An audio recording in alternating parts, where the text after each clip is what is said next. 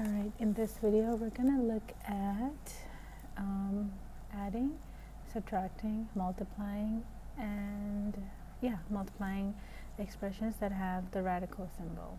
Okay, so the first one, it says, what is the closest value of x if x is equal to this? So if you see here, you have 3 square root of 11 plus 4 square root of 11. So in order for us to add and even eventually subtract radicals, you have to have the same radical parts, meaning that you have to have the same root, okay? And then also you have to have the same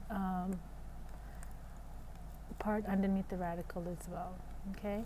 So as long as you have the same parts, then you can put the coefficients together. So like if you had 2 here and then 3 here, so that would be 5, and then you would just bring that over.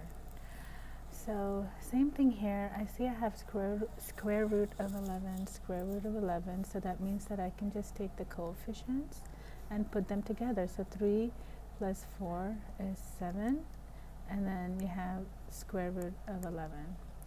I don't see that on here. It looks like they just kind of just put it in decimal form. So we can go ahead and change that to decimal form. So that's 23.2. And that's that.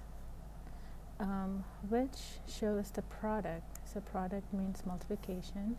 So when you are multiplying radicals, okay, so like if you have the same roots, you can just go ahead and just multiply the underneath the radical. So this would just be a times b.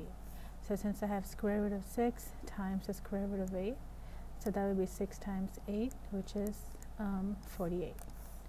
6 times 8 is 48.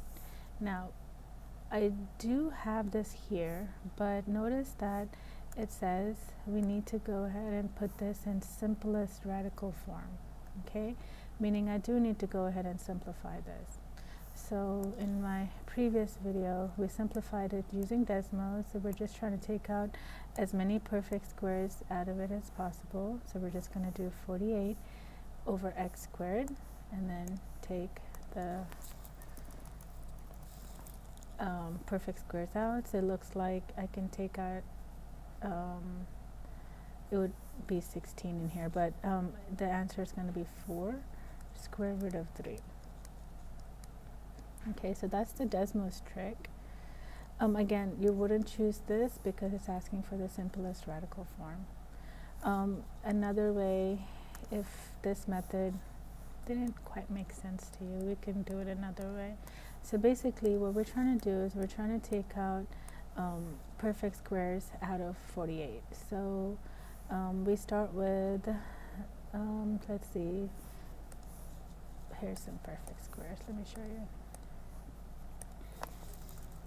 You have all these, right? So we start dividing the by some perfect squares. 49 is too big. You can try 36. It's going to be a little too big, right? Then you can try 25. 25 obviously is not going to go into it.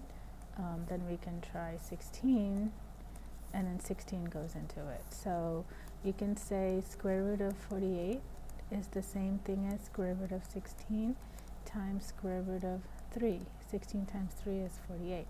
And then square root of 16 is 4, and then you have 4 square root 3. So these are the two answers. I mean, same answers, but that's two different ways you can do that. All right, write the expression in simplest form. So most of these questions will definitely be asking for simplest form. Okay, so you have cube root of 12 times cube root of 36. So you're going to do 12 times 36. That's going to be 432. Cube root of 432. Okay, and then cube root of 432, you need to simplify it. So to simplify cube roots, we need to make sure to take 432 and divide out in perfect cubes this time. So here's a list of my perfect cubes, x cubed, and these are all my perfect cubes. So what I'm going to do here is I'm going to take 432, and then I'm going to divide out perfect cubes in here. Let's see, I'll start with, well, 12 will be too big. Let's start with 343. That's not going to work. 216 looks a little promising. Yep, that works. So this is the same thing as cube root of 216 times cube root of 2. And then the cube root of 216 is 6, because 6 cubed is 216. So this is going to be 6 cube root of 2, and that's my answer. Okay. All right.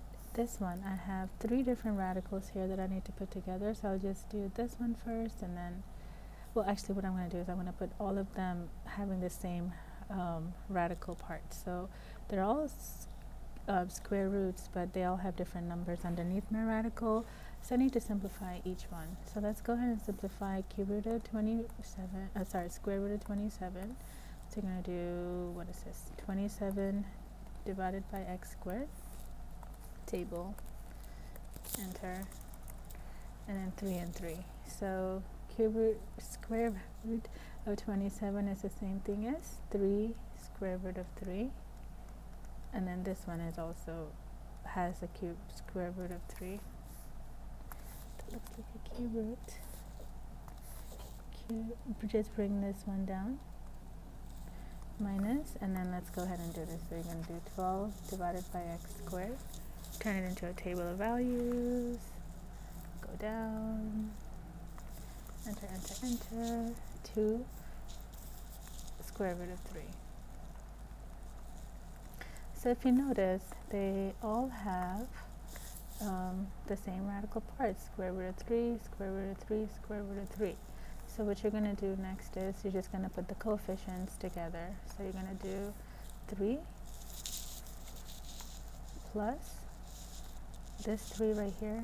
Again, let me show you what I'm putting the 3, and then negative 2 together. Okay, 3 and then minus 2.